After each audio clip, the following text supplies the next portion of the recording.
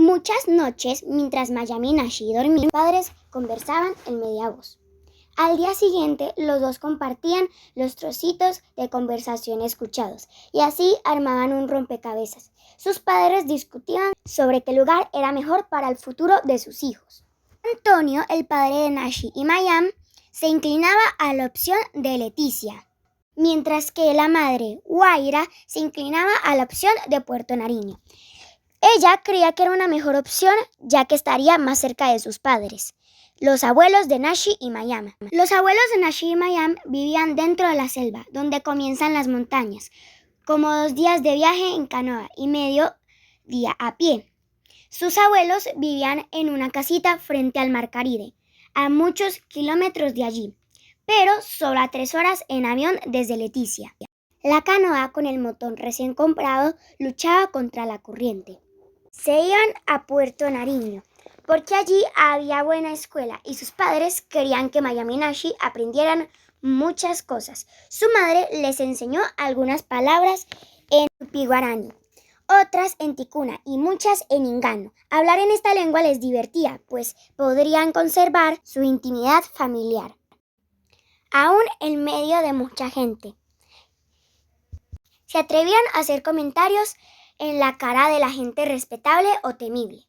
Antonio, su padre, les había enseñado a manejar la canoa y a pescar algunos secretos de supervivencia en la selva.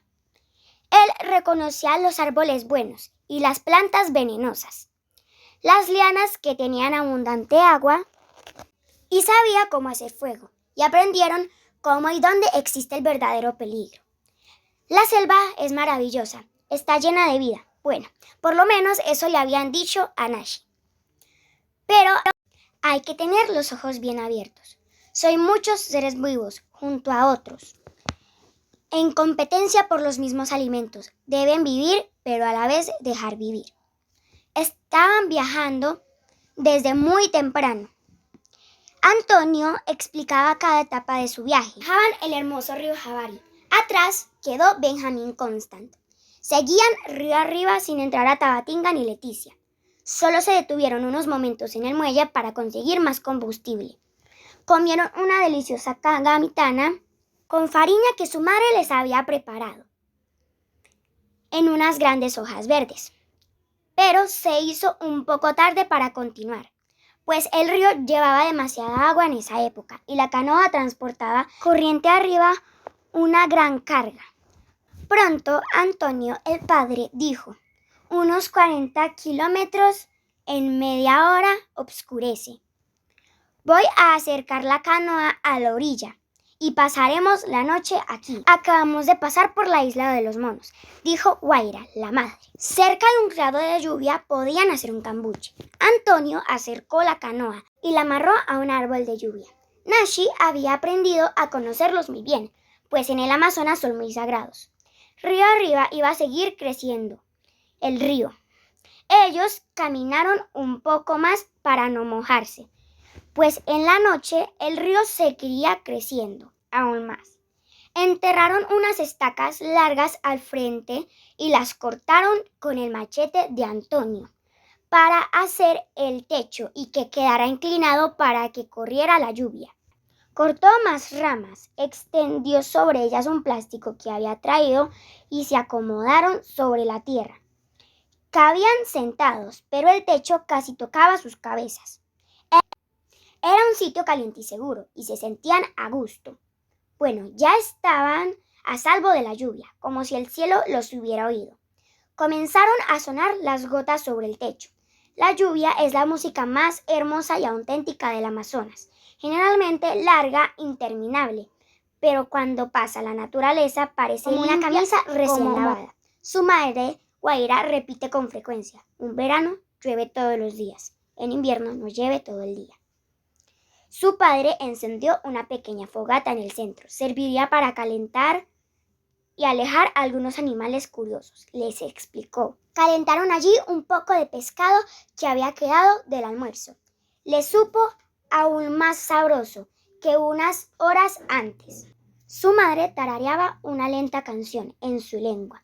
En ella una mujer acuna un niño que no dejaba de llorar.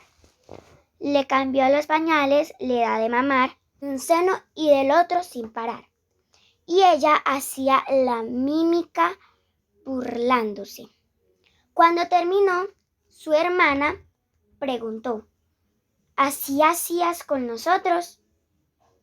Erais dos glotones y casi no daba abasto a Guaira. Mayam continuó diciendo: nadie que conozca se llama como yo. A todos les llama la atención mi nombre. Empiezan diciendo que es capicúa o palindrómico, y se trata de leerlo al derecho y al revés. Pero no sé qué decirles cuando me preguntan su significado.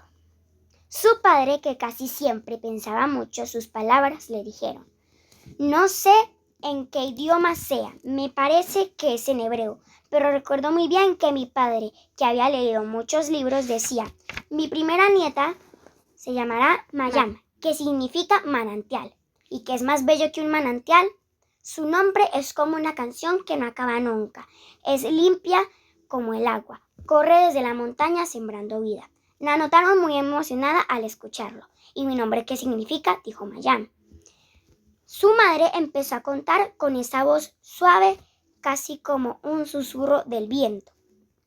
Hace muchos años el río estaba lleno de aventureros valientes que venían por fortuna.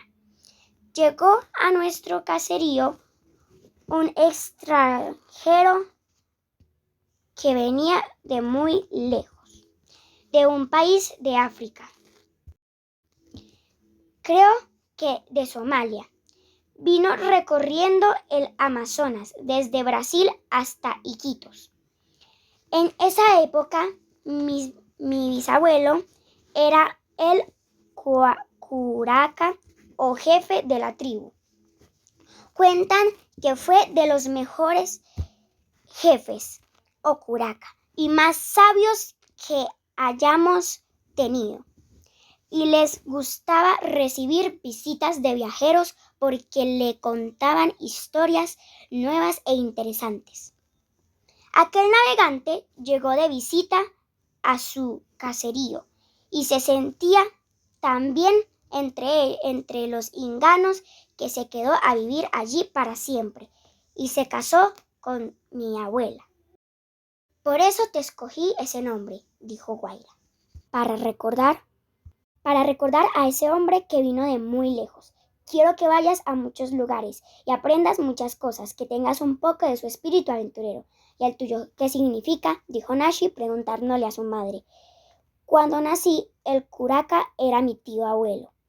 Se sintió iluminado por los dioses con el don de la claridad videncia. Mi nombre estaría unido a mi vida. Significa mariposa, amiga del viento. Pipintu de Pipintu. Guaira en mi lengua. Pero como quien dice viento, por eso cuando vino de lejos tu padre de otra raza y otras costumbres y otra lengua en aquella canoa, supe que había venido por mí. Encerrado en mi nombre se cumpliera. ¿Y el tuyo qué significa?, dijo Nashi y Mayam preguntándole a su padre. Su padre de pronto sintió que su historia era más sencilla y simple que las de ellos. Tardó un poco en comenzar y dijo: mi nombre, Antonio, parece común y corriente, pero también encierra una pequeña historia. Me lo escogió mi padre en recuerdo de un escritor francés que era enviador y escribió muchos libros hermosos, llenos de poesía de la vida. Recordó Nashi que su padre llevaba siempre consigo un ejemplar de esos libros y a veces lo leía en la noche sentado junto al fuego.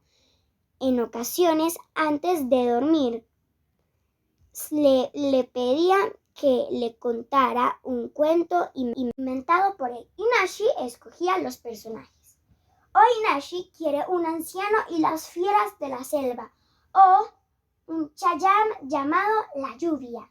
Pero cuando él no quería inventar, le leía un pasaje de aquellos libros que hablaban de estrellas lejanas, de aviones, de viajes en el desierto y de amorosas personas algo tristes.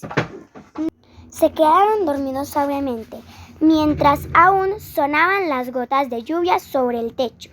Había sido un largo y hermoso día.